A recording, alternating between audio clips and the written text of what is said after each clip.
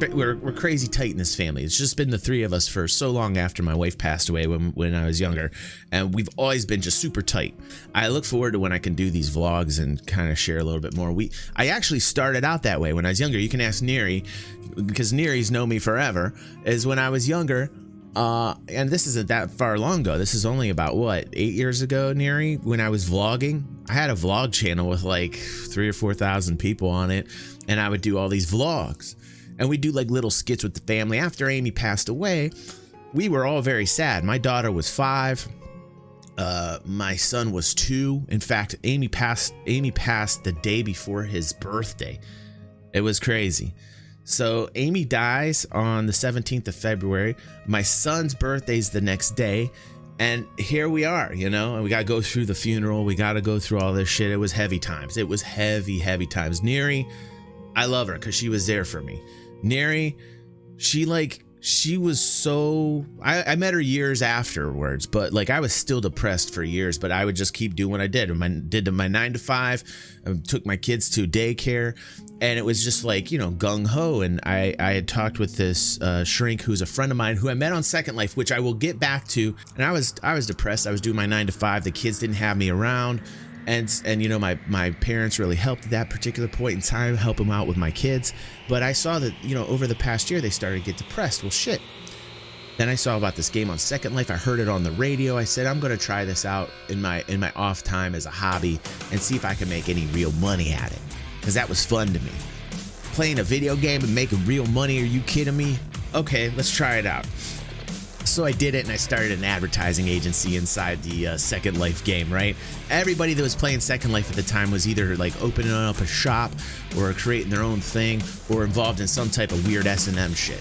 You go into Second Life and that's about it. Like there's all these fucking shops. It's a mishmash of really ugly sims over and over again where people can't make anything but think that they can, and they spend way too much on these little parcels of land, and they spend their lives just like building shit that they look at and think it's great, and half the time it's not.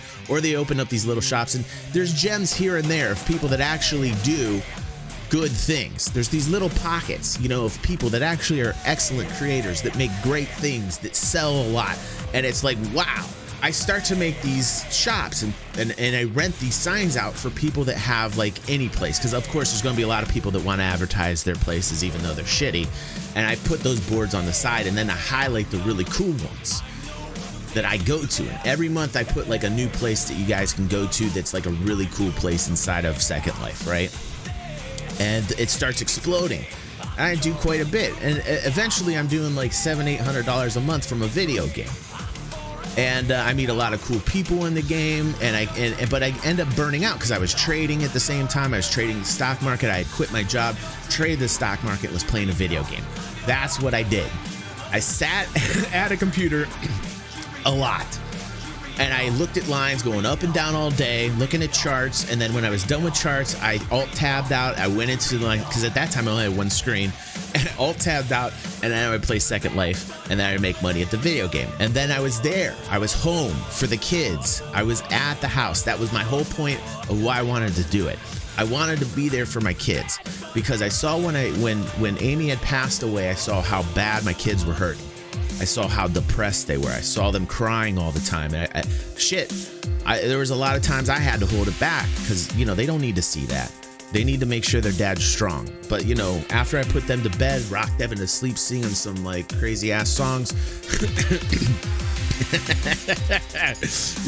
he'd fall asleep, put him in his crib, these types of things. After the day was done, and I knew I felt better being at the house.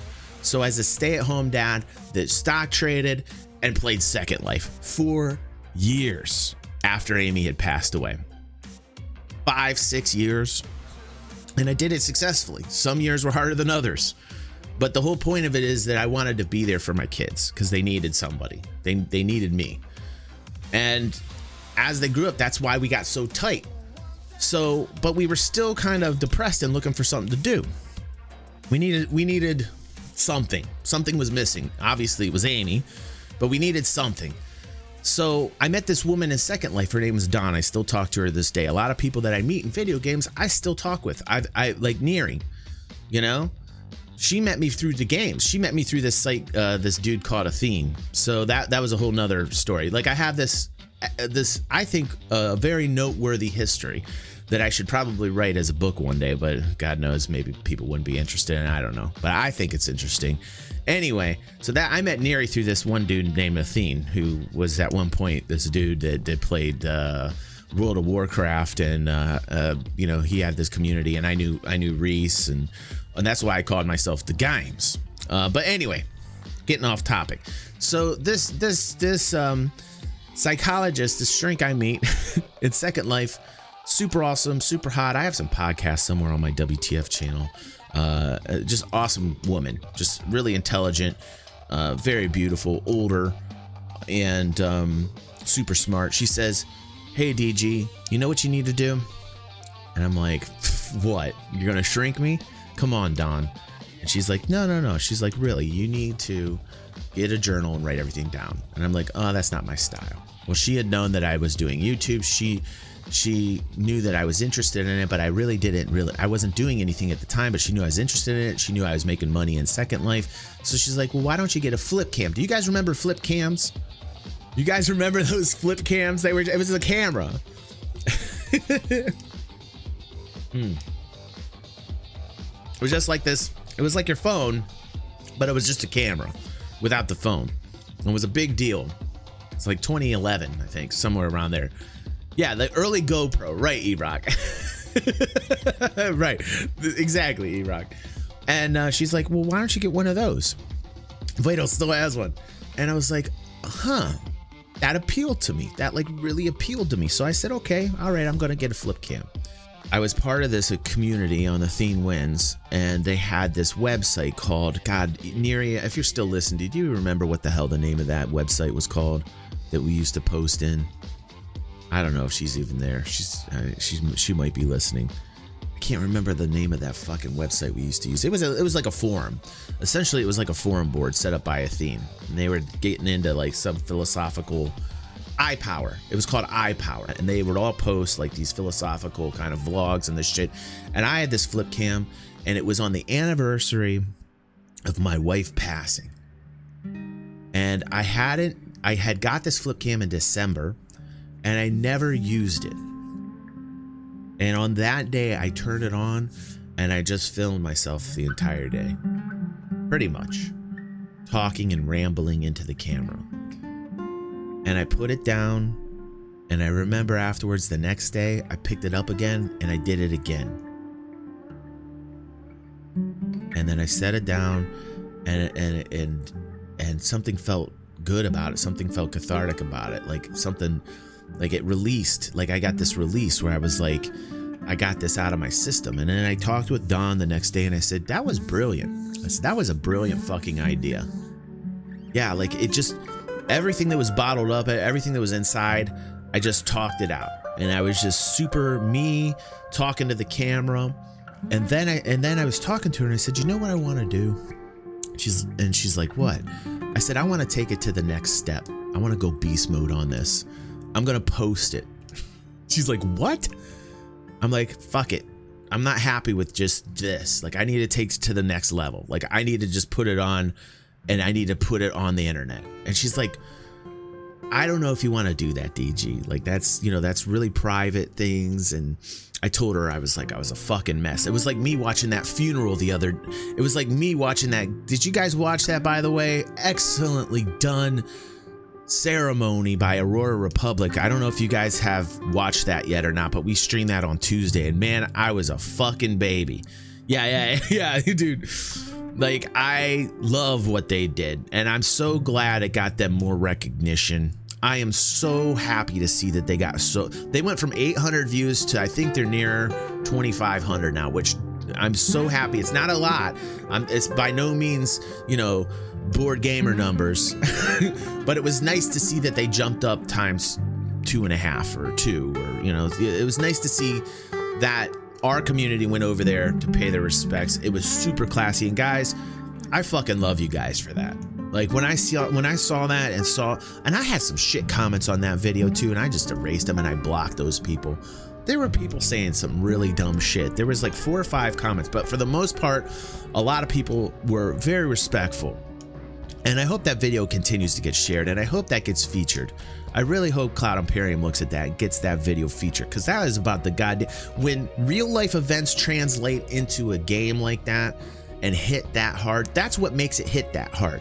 It's like somebody loses somebody important in love to them, and they put it into the video game. They put that care, that love in the video game, and it goes into the video game, and it translates back out from the video game into real life. That's the shit I'm all about. That's what the games is about. That's what DG360 is about. That's what I'm about. That's what I love. That's why Star Citizen hit for me, because it was like this game that's limitless. Anyway, I won't even get into that. I'll get back to my story here. I love when those events happen, and I love when in-game events also translate into real life events. You can do the same thing, vice versa. It's a really cool, magical thing. It's a really cool, magical thing when shit like that happens. And I've experienced it a few times, and it's something you remember always. It's just something that sticks with you, because there's something in the translation that really hits the heart. And it you know, like I remember teaching people in EVE how to trade, and I used EVE as a trading tool, and people actually traded in real life afterwards, and I went through the steps with them, and I showed them how to do it through EVE as a stepping stone, and then helping them getting their brokerage account set up, and then helping them with their software program so that they can actually trade on the market. And I've seen people be very successful. I talked to a woman named Christine, who has made hundreds, done much better than I have, has made hundreds and hundreds of thousands of dollars from trading. And she's every time I talk to her, she's, you know, she's gotten past the point of thanking me, because she used to thank me profusely. And I was always super jelly. I'm like, God damn it, Christine. I'm like, God damn it. She had some great calls. Like, I've been with her on some trades. You know, right now I don't have the money to do it. Like, you know, it got to the point where like I had to stop trading just because the lines, like I just, it was the repetition and the repetition and the repetition. And I realized I was just doing it to you know, try and block my brain so that I didn't think about losing my wife. I mean, that's why I traded, and that's why I was so religious with Second Life, and I was using those as a means of escape, and it was very not healthy. So I just gave up trading, and I'm getting that trading. I always get that trading bug. I always get that trading itch. You know, like I'm always looking at, like, you know, I looked at was it Impossible Food or Impossible Meats or Beyond Meat or whatever the fuck. And it was like $50 a share, and I was like, I gotta buy that, and it shot up to like 200, and I'm like, why didn't I buy that shit? Thank you, Killian. Let me move that alert up. I still haven't done that. Shame on me. Thank you, Killian, for putting some bits down, bro. I appreciate you, dude. Super appreciate that, man. So yeah, I'm a broke ass now, but I chose to be broke, so I'm not worried about it. I'm not so materialistic anymore. I'm not so focused on money. You know, like a lot of times when we're looking at this stuff, I'll put it right back into actually my mother's fucking pancreatic medicine, which is ridiculous. It's like $750 a month, or into food. Like this morning I went grocery shopping, and I was super thankful for you guys, because I was like, you know what? Thanks to my patrons, I was able to buy some fucking food. Also had a great experience at the grocery store with the Miss America pageant that was there. So thank you for that, guys. But anyway, long story short, just to conclude it, I started vlogging from that very moment. I started vlogging, and I vlogged and I vlogged and I vlogged, and I brought my kids into it, and we made these skits. We made these little sketches together. And, you know, throughout the ages, when they started off at 5, and I think it was later down the road, I think they were around 7. It'd have been Zoe would have been 7 and Devin would have been 4. That's when I started vlogging. And we started vlogging on YouTube, and I put that on YouTube with me crying like a goddamn baby, like it was yesterday or Tuesday on that stream, when I was watching that, thinking about how my dad had passed 2 years ago from cancer on the same day my wife passed away, literally the same day. That shit hit hard, man. And it hit so hard watching that, because I remembered it, and I remembered everything. And it linked to my dad, and then it linked to my wife, and how cancer is a bitch, and how this guy died from cancer. And it fucking just floored me. I had to take a break after that. I had to take a breath after that. And it just made me think about how I started everything and how far I've come, you know? I'm going to do it again. I'm going to fucking do it again. Hold on a second. No, we're not going there today. I'm just telling a story. I'm just telling a story. I'm just telling a story. Ugh.